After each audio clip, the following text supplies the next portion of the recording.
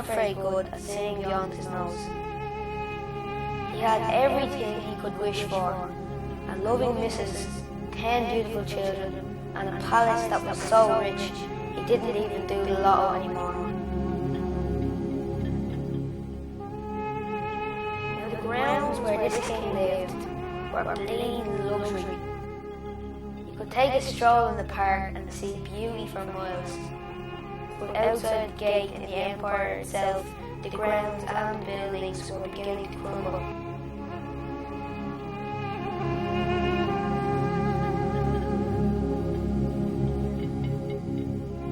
His people were living in misery whilst he got fatter and fatter.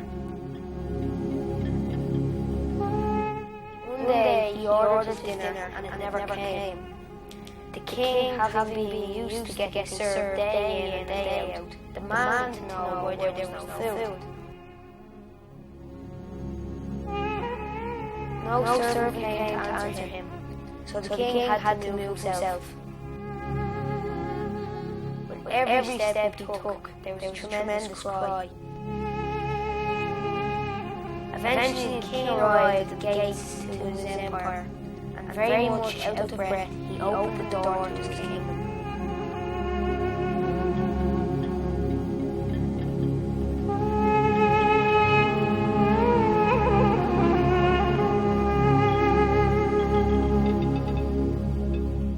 When he opened the gates, he looked out on his empire for the first time. When he took a step beyond, everything had gone. He looked around and saw a city in ruins.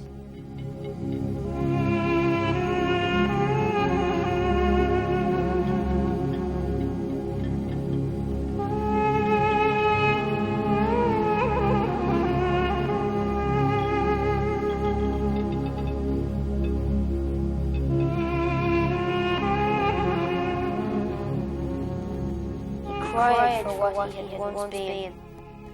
He cried for what he had never seen. Tears started to flow, and the more he cried, the bigger the tears got. They ran through the dust. Images started to appear. What was now gone started to reappear.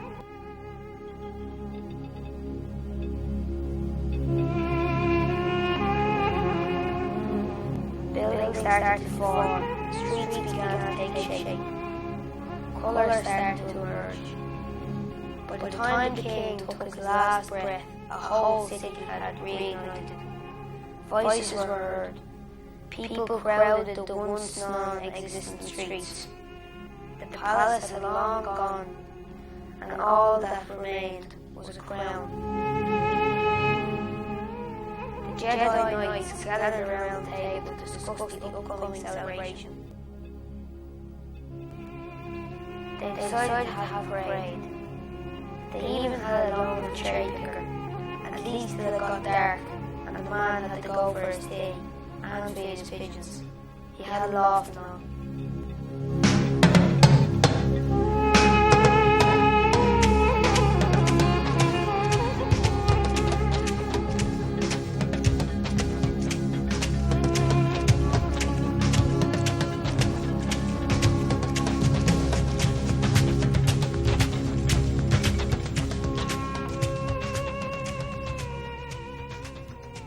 Like Fatima naturally anyway, a community where it's a culture unto itself in the sense there's a brilliant sense of community, there's deadly people here, there's a great buzz, massive energy, great insight into things, and from that perspective it's buzzy to work with, you know what I mean? And then to have the opportunity to combine that visually or dramatically is excellent. Like. I think that art can sometimes be perceived as this kind of, let's all just get in a circle and clap a couple of hands and let's try and make people look like they're having a good time.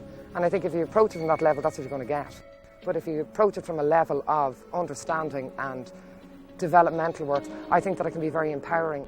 The main two strands of the Vision of Hope were, one was marking Fatima in a way that had never been marked before, acknowledging its history and allowing people to explore their history and then looking at the future and what Fatima could become. And I suppose it was evolving around the whole idea that it was a time of change, and was looking at a way in which culturally we could explore that. That was the basis of the Vision of Hope initiative. When you want around, it's taking off your neck. Oh, take You know it what I easy. mean? Look, yeah. You better cover the Facebook.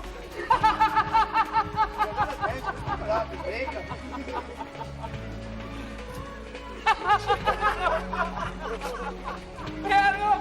Yeah. The dog is over now. Baby, yeah, tight. You probably go, you think I'm a tree, probably piss off me, yeah! Yeah, no, you're piss off me,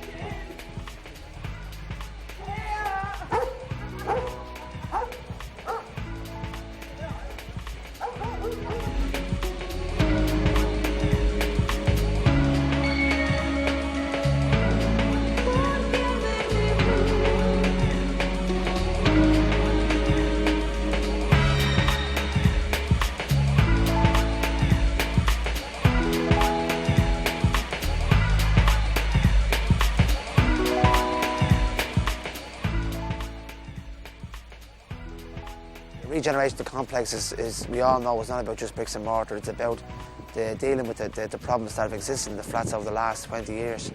And that requires energy, resources, and I suppose commitment, particularly from state bodies. Because you're not going to address a heroin problem that's devastated families and a community over a very sustained period of 20 years within 5 years.